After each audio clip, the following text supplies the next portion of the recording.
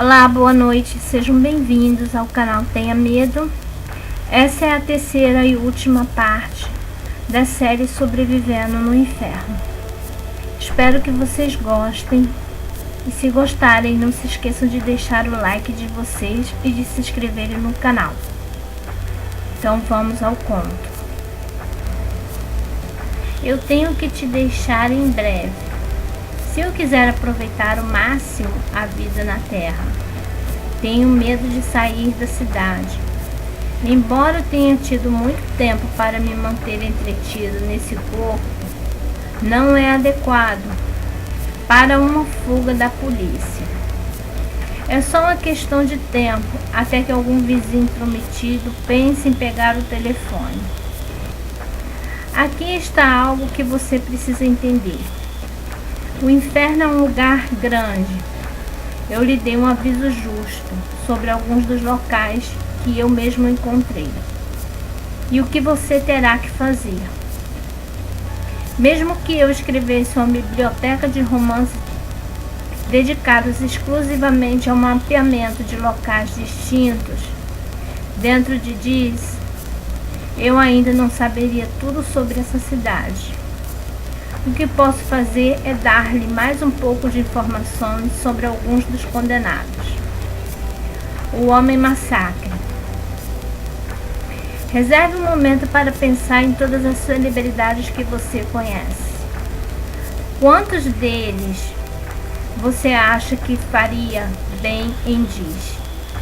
Não muitos. Vamos apostar? Talvez nenhum. Fama e fortuna na Terra não conta para nada quando você está morto.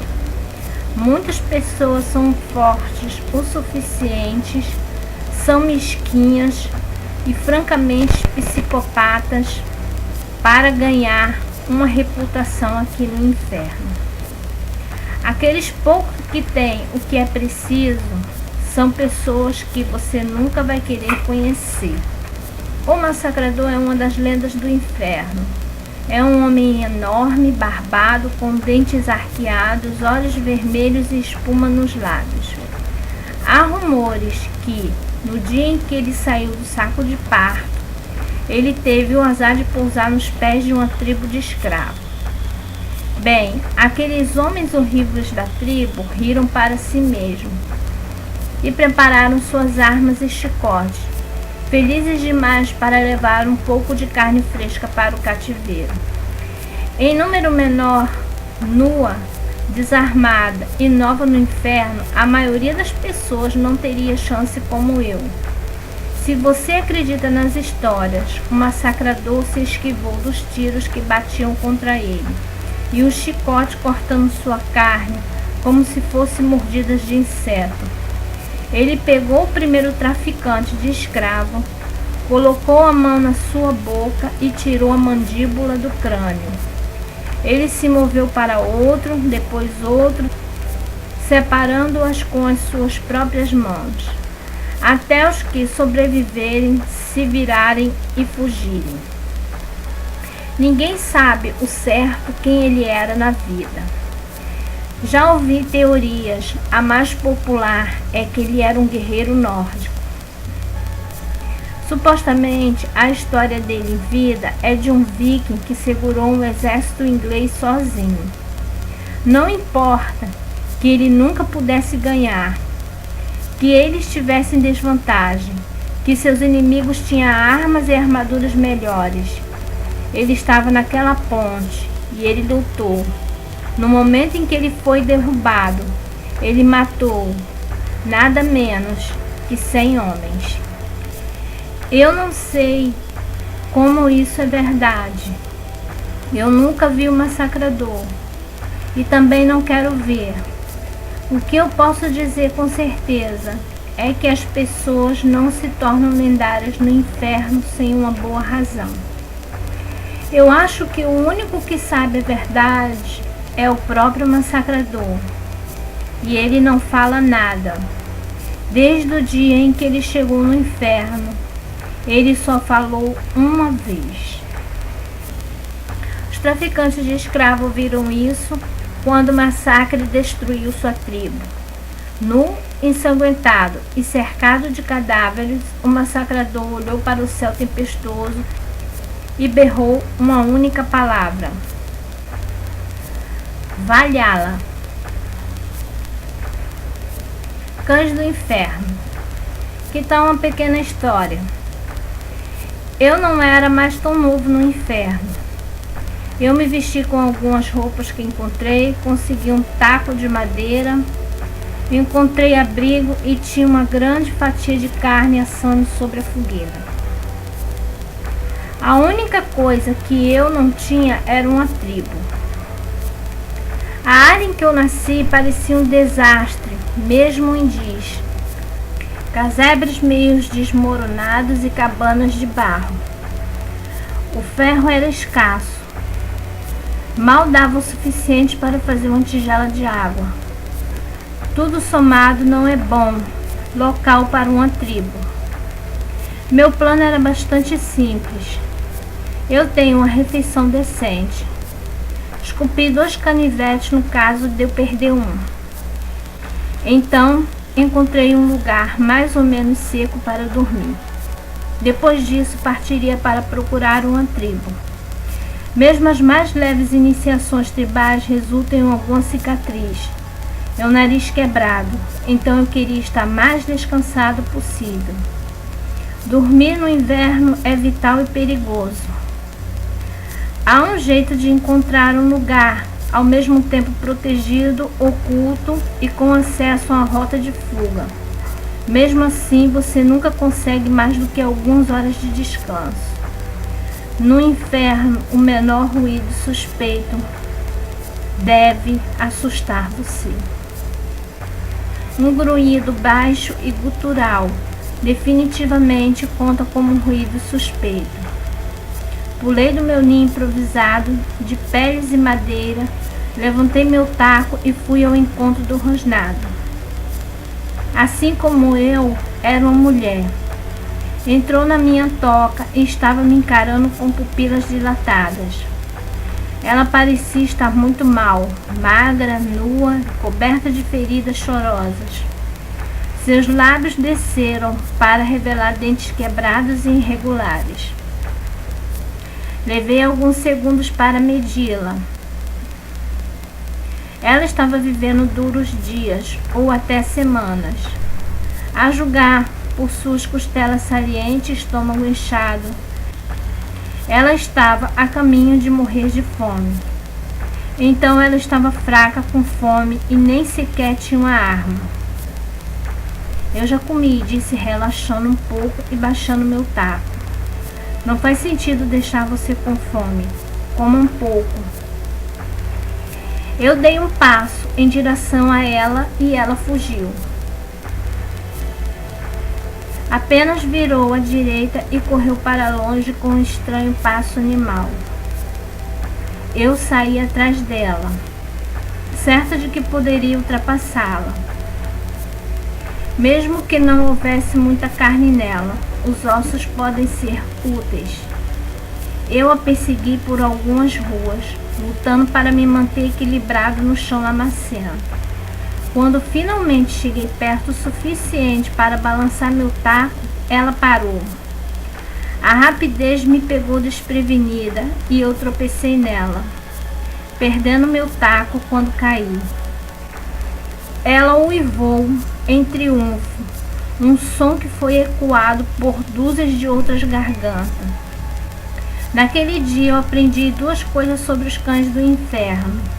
As pessoas que perderam a cabeça se tornaram pouco mais que feras, depois de passar séculos no inferno.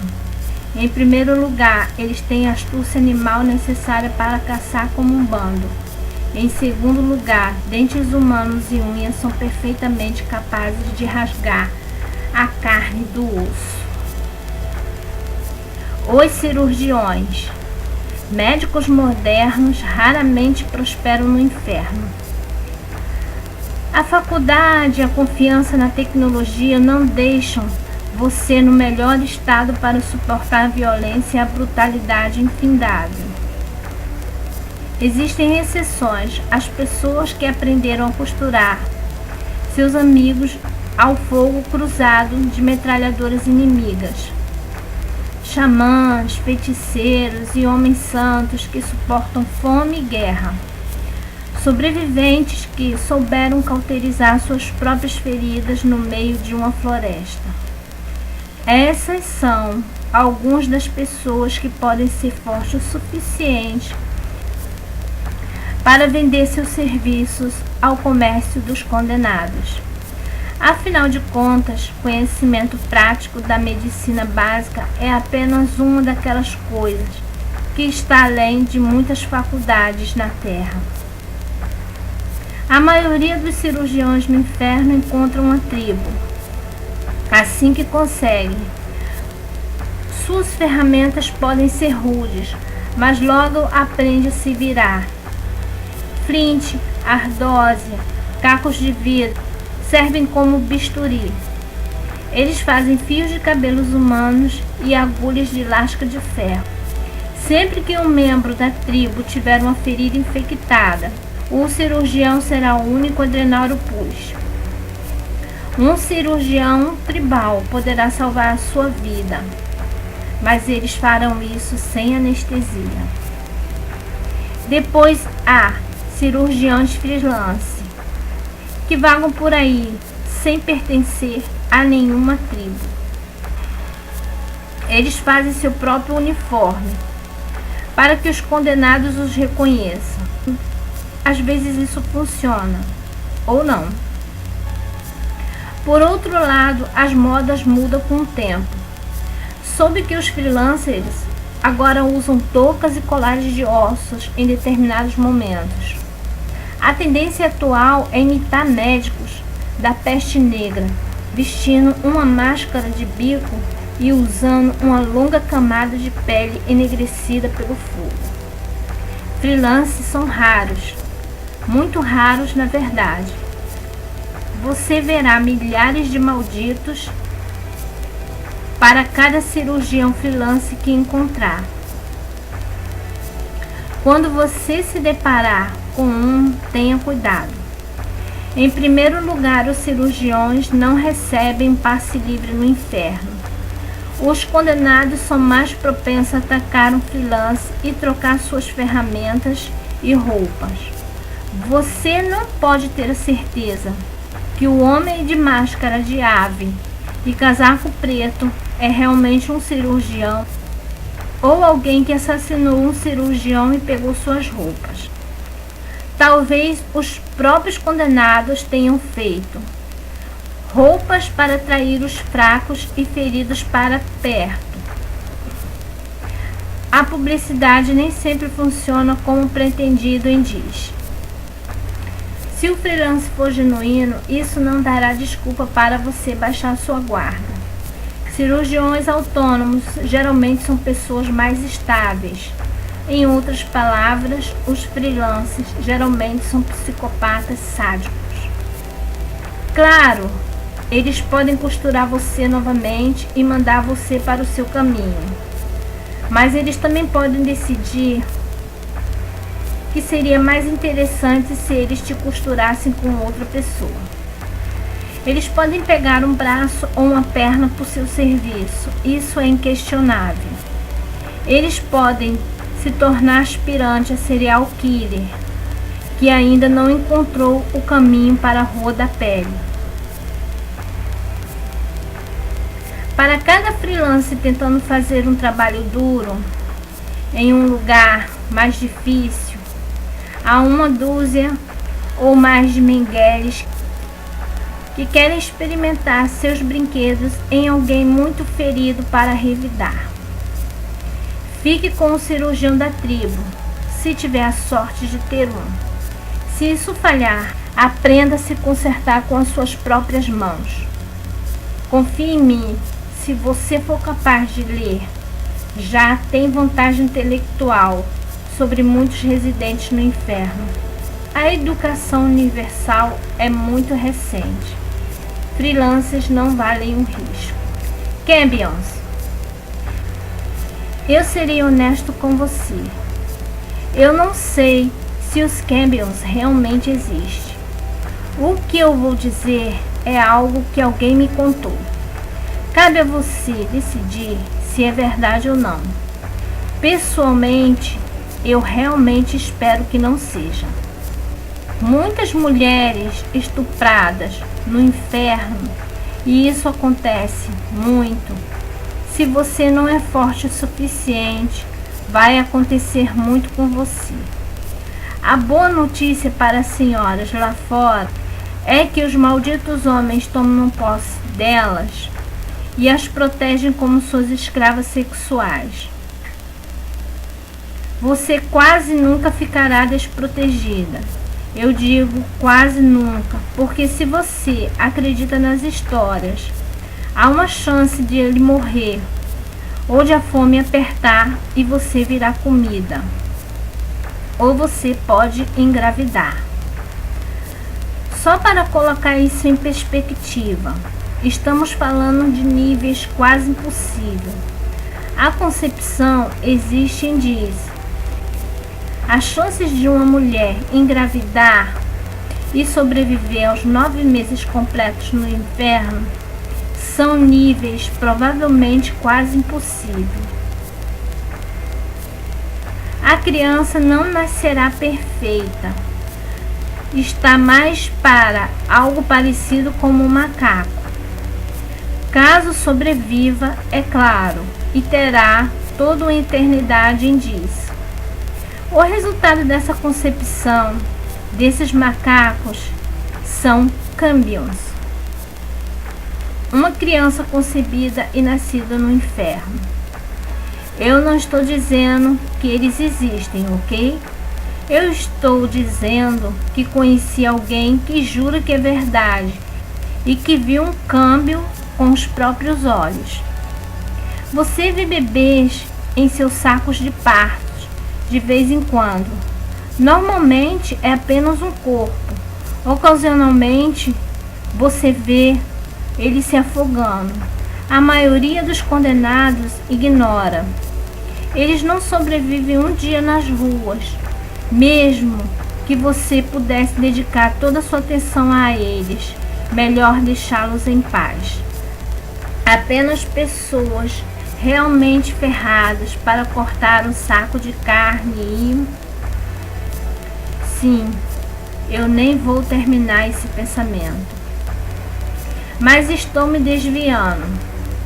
Então, esses cambions, que podem ou não podem existir, aparentemente parece uma criança normal. Chorou, cagou e chupou os peitos de sua mãe como um bebê comum faria. A mãe fazia parte de uma tribo e eles puderam proteger durante a gravidez.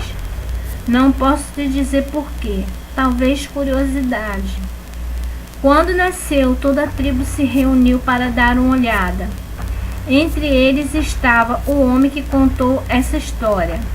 Alguém que eu conheci e que me traiu e depois me matou.